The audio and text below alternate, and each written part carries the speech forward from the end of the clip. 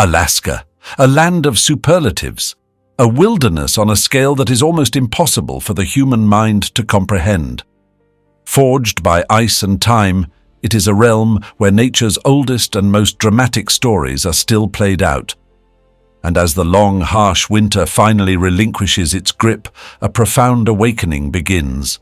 The sun climbs higher, and its warmth breathes life back into the frozen land.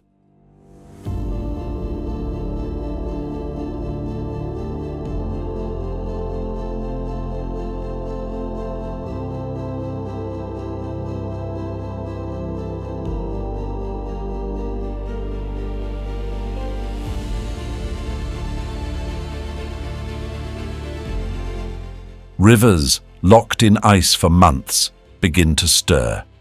And from the deep slumber of hibernation, one of its most magnificent inhabitants emerges.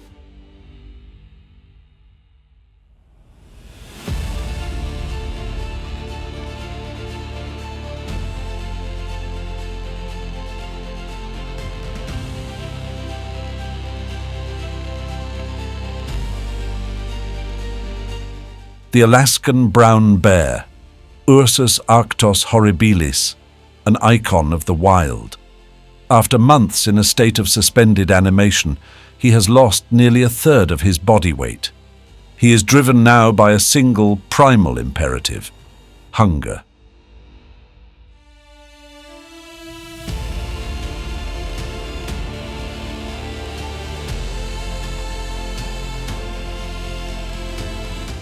But his awakening is perfectly timed, for he is not the only one stirring. Miles away, in the cold, nutrient-rich waters of the North Pacific, another great journey is about to begin.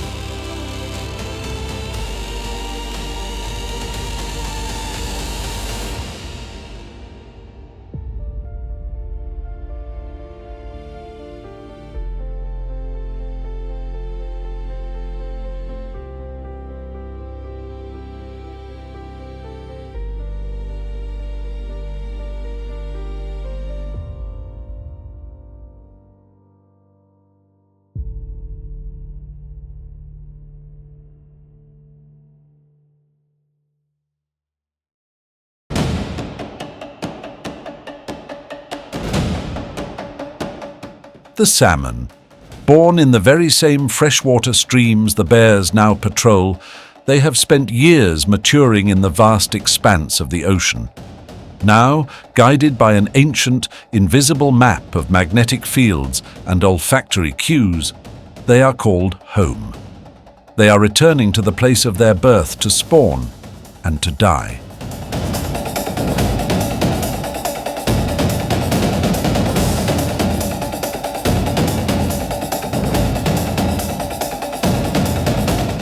This is one of the planet's most spectacular mass migrations.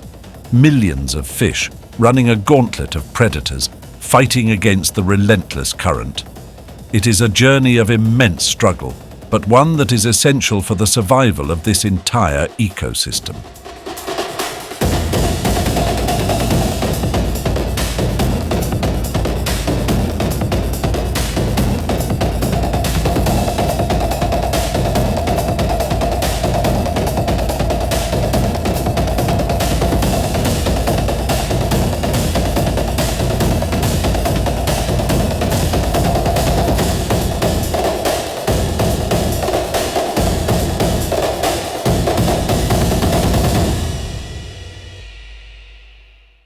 The bears know.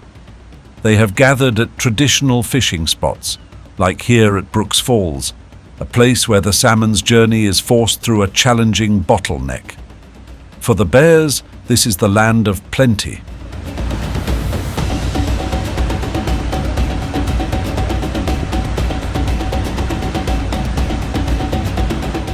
But fishing requires more than just brawn. It requires strategy, patience, and skill passed down through generations. This large male employs the stand and wait technique. He conserves energy, watching for the precise moment a fish comes within reach.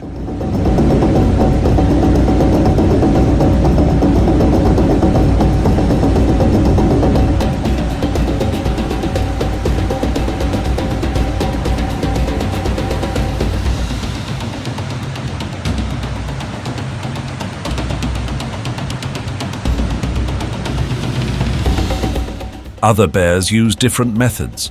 This younger male is more energetic but less efficient. He is a snorkeler, but his timing is off. Experience is the greatest teacher in this wild classroom, and the classroom is about to get crowded.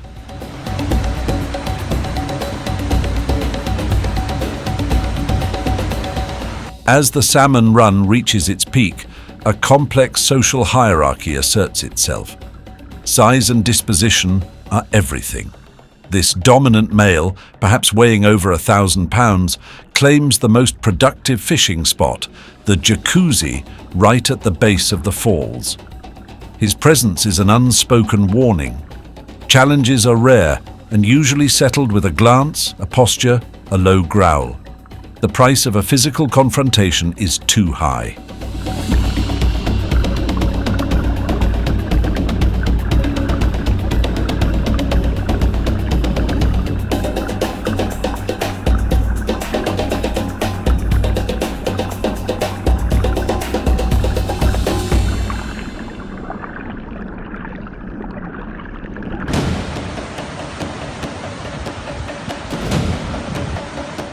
For a sow with cubs, the gathering is a time of great risk and great opportunity.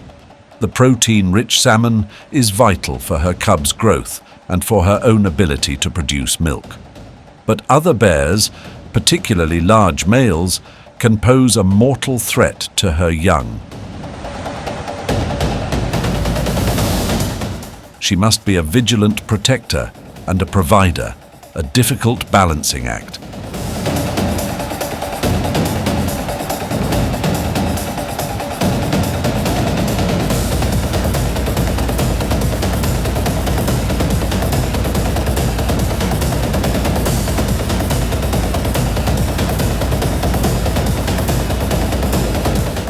She is teaching them the most important lesson of their lives: how to survive here.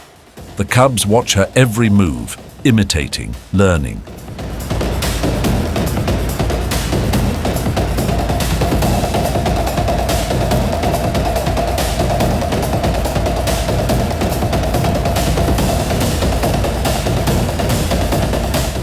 Their clumsy attempts are endearing, but for them, this is no game. Their future depends on mastering this skill.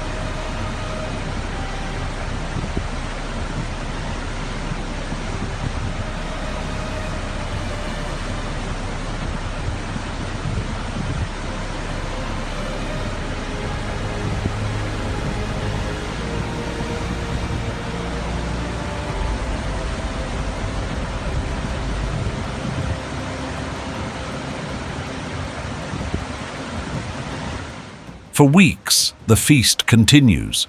The bears are transformed. Their ribs disappear under thick layers of fat. They become lethargic, their movements slow and deliberate. They have consumed hundreds of thousands of calories, building the vital reserves needed to survive another long, dark winter.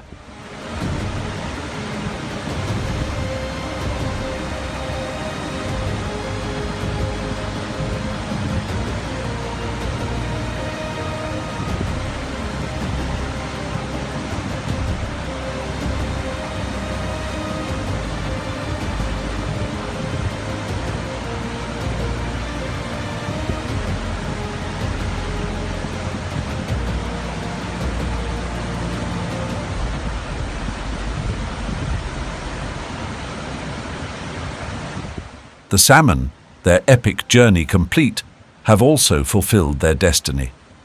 Those that escaped the bears have spawned.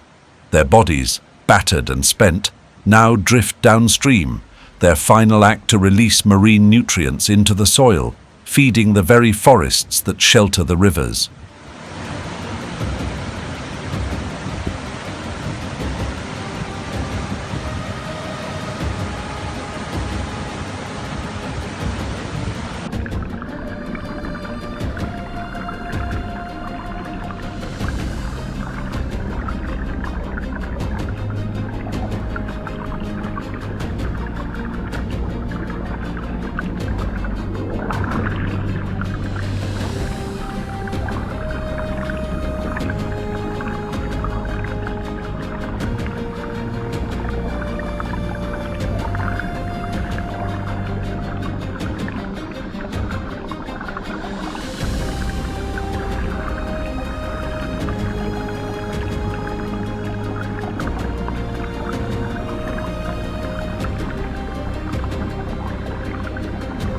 The great pulse of life subsides.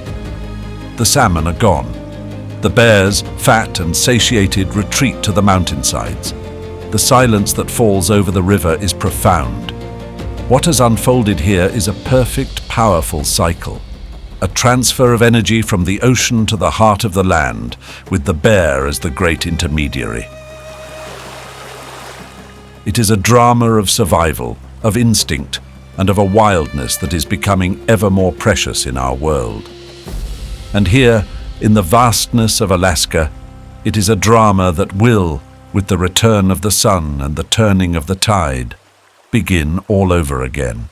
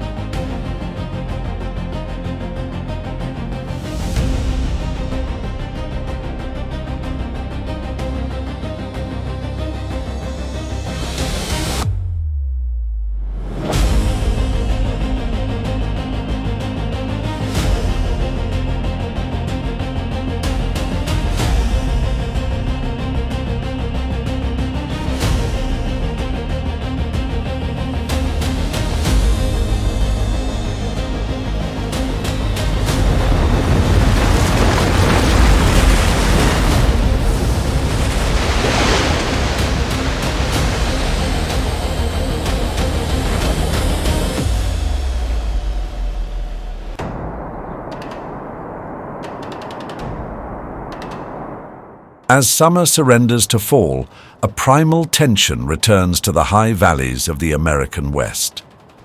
Here in Grand Teton National Park, where jagged peaks pierce the sky, a new chapter of an ancient story unfolds. The rutting season has begun. The air is crisp, the rivers run cold, and the forests echo with the low, thunderous grunts of giants. These are bull moose, towering titans of the land, each weighing over 1,500 pounds, each carrying a crown of antlers spanning nearly 6 feet.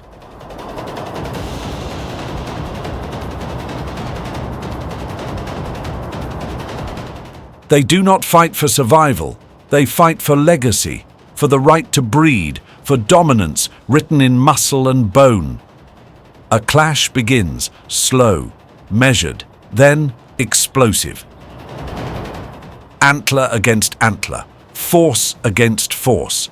The riverbank becomes an arena of power and pride.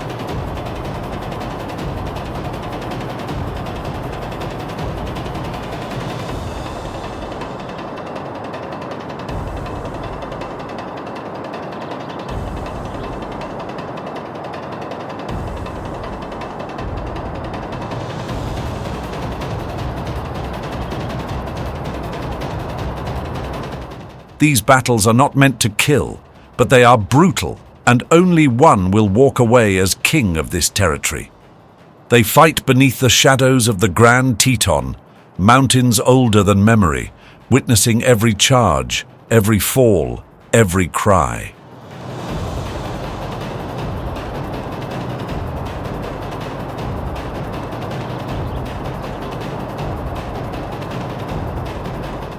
Nature's hierarchy is settled, at least for now. The victor earns the right to pass on his strength to a new, and so, in this majestic wilderness, the cycle continues. Brutal, beautiful, timeless. This is the wild heart of Wyoming. This is the clash of titans.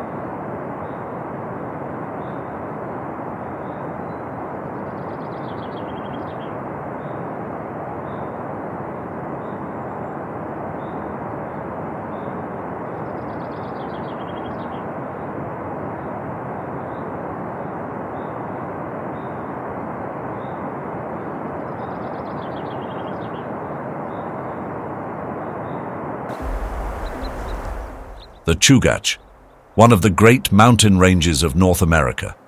A fortress of rock and ice rising directly from the sea, southeast of Anchorage, Alaska.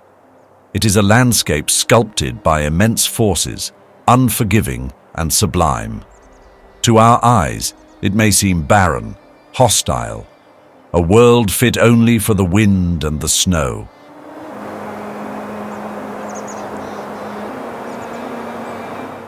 But look closer.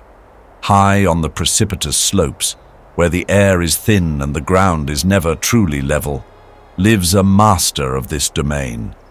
A creature so perfectly attuned to this vertical world, it seems almost spectral, a ghost of the mountains.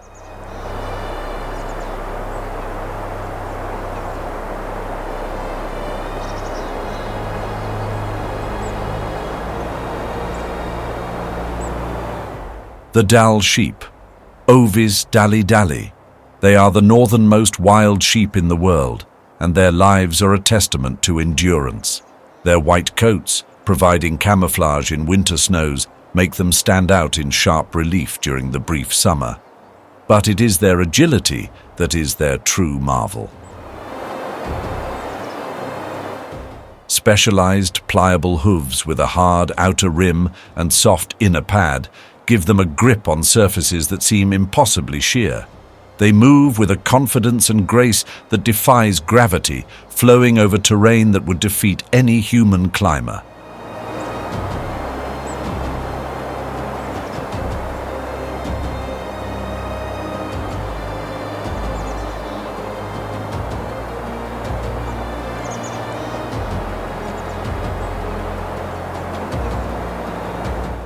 Summer in the high country is a brief and urgent season of plenty. For the ewes and their newborn lambs, it is a time to feast on the nutrient-rich vegetation, building strength for the trials to come. The lambs, born on the most inaccessible ledges to protect them from predators, must learn the ways of the mountain quickly. Their playground is a cliff edge. Their survival depends on their footing.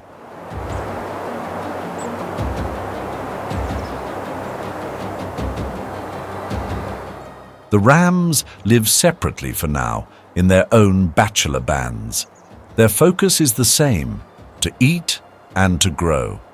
For them, size and strength are everything. They are preparing for the most important event of their year.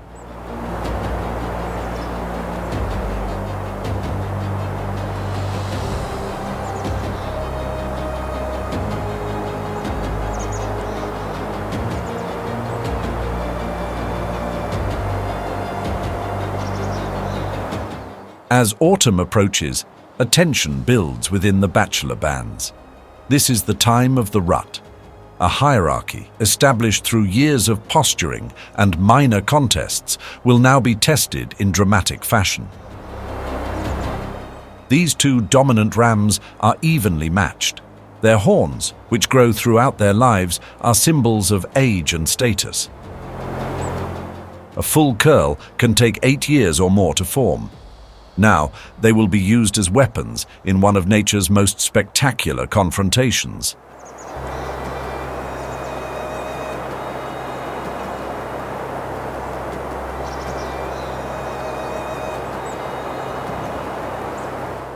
The impact is immense, absorbed by reinforced skulls and a network of internal bone struts. These are not fights to the death, but grueling contests of strength and stamina. The winner earns the right to mate with the ewes, passing on his strong genes to the next generation. The loser will retreat, to wait and fight another year. But the violence of the rut pales in comparison to the long, silent trial of winter. Temperatures plummet and the world is buried in snow. Food becomes desperately scarce. Survival now depends on energy conservation and an intimate knowledge of the terrain. The sheep seek out these wind-blown ridges where the gales strip away the snow, exposing the dried grasses and sedges beneath. They must endure months of hunger and cold. And they are not alone. Down below, predators are also hungry.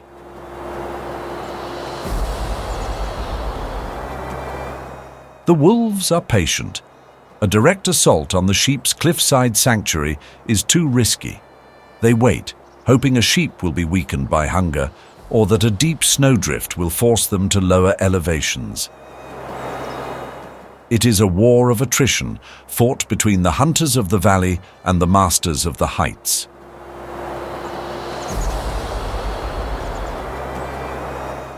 As spring fights to reclaim the mountains, new dangers emerge. The snowpack becomes unstable. An avalanche can sweep away an entire group in an instant. It is the mountain itself, their provider and protector, that can also be their most indiscriminate executioner. But for those who survive, there is the promise of renewal.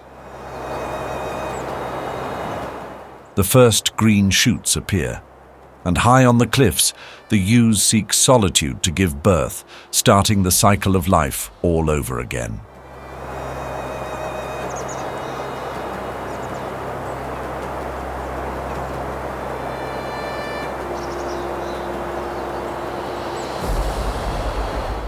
From its very first breath, the life of a Dall sheep is a triumph over adversity. It is a life lived on the edge, in one of the most demanding environments on Earth. They are a symbol of true, untamed wilderness.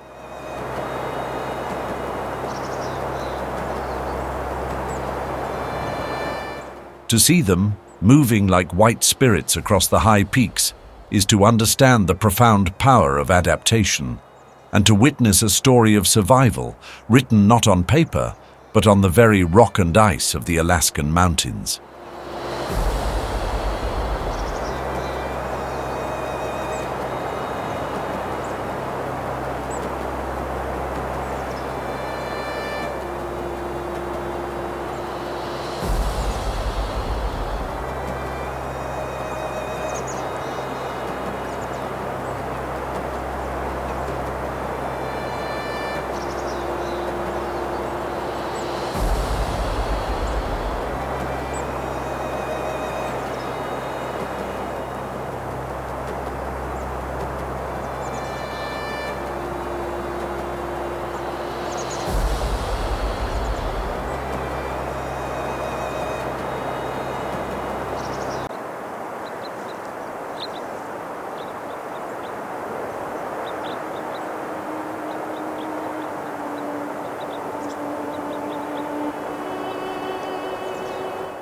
There are places on this earth that feel like echoes of a forgotten age, kingdoms of ice and silence, governed by rules forged in deep time. This is the North Slope of Alaska, one of the most punishing environments on the planet. To survive here is to wage a constant war against the cold, the darkness, and the wind.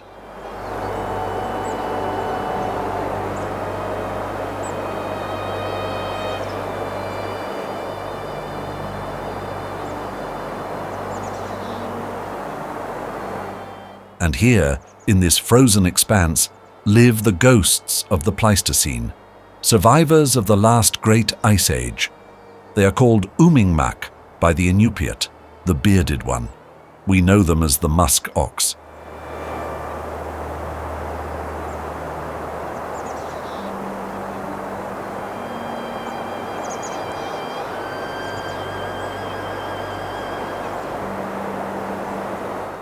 They are a masterpiece of biological engineering, a design perfected over tens of thousands of years.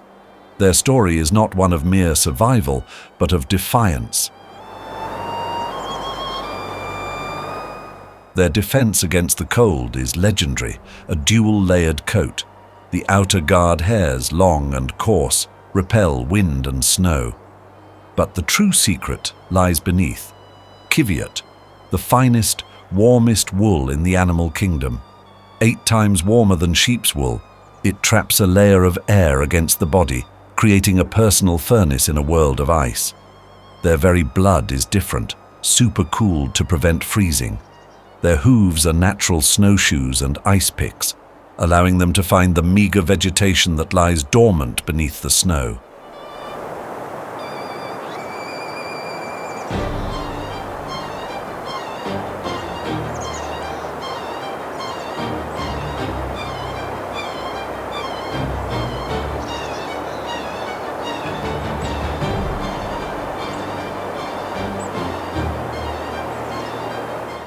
During the long polar night, when the sun vanishes for months, the tundra offers little.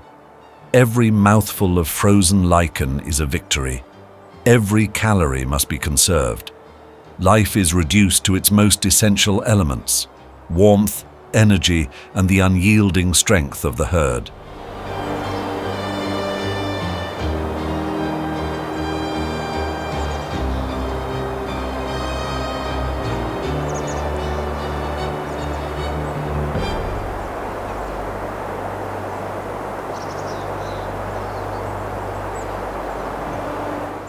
But the cold is not the only enemy here. On the tundra, hunger is a powerful motivator, and the musk ox are a rare prize.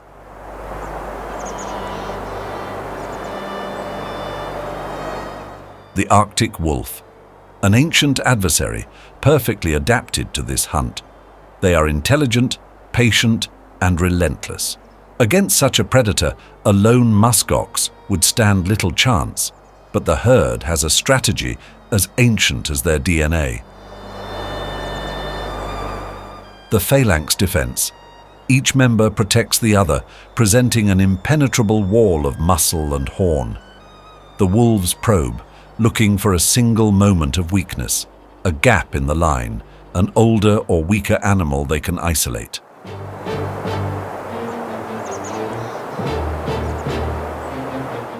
This is a dance of predator and prey, honed over millennia, a test of strategy and courage. Today, the fortress holds. The wolves, having burned precious energy, retreat back into the white horizon. The herd remains, a testament to the power of unity.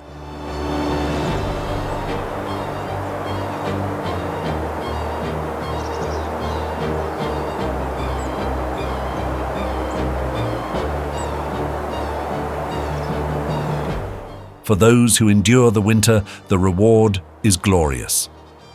The Arctic spring does not arrive gently, it explodes.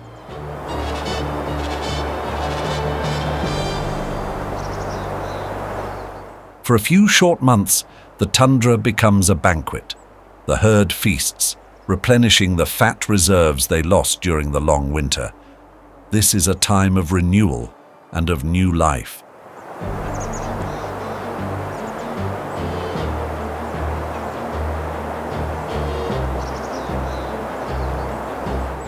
The calves must grow quickly. They have less than 100 days to gain enough strength to survive their first winter. Their mothers, gaunt from the cold, now produce rich milk, while the bulls engage in their own seasonal drama.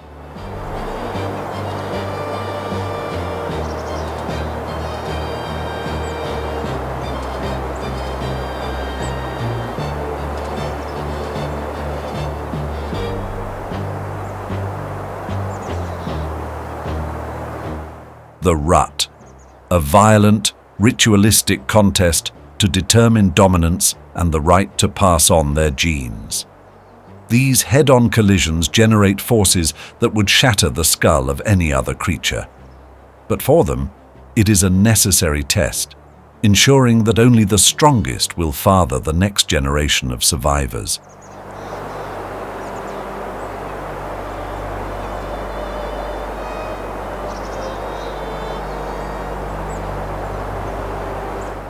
They have survived ice ages. They have outmaneuvered ancient predators. Their entire existence is a monument to endurance. But now they face a new adversary, one they cannot see, and one they cannot fight with horn or hide.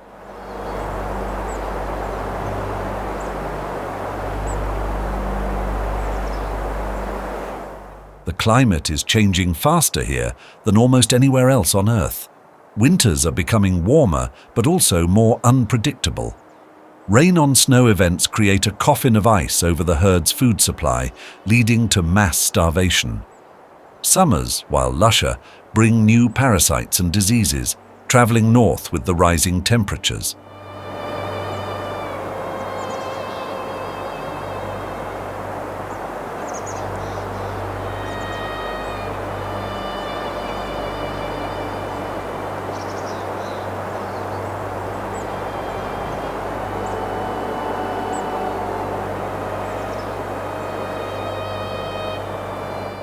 The ancient contract the muskox made with the Arctic is being broken.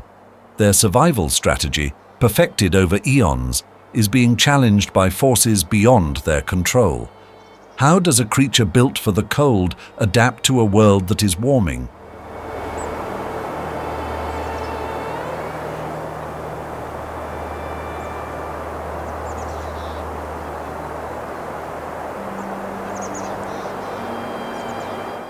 To look upon the muskox is to look back in time.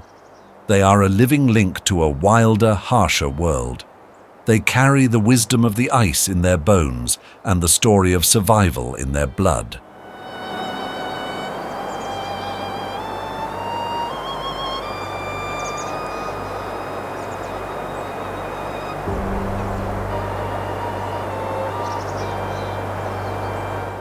They are a symbol of ultimate resilience, a reminder that with unity and strength, life can endure even in the most unforgiving of places.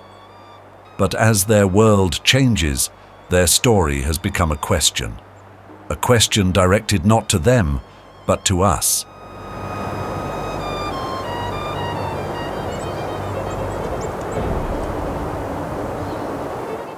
Will this ancient ghost of the tundra continue to roam the North Slope?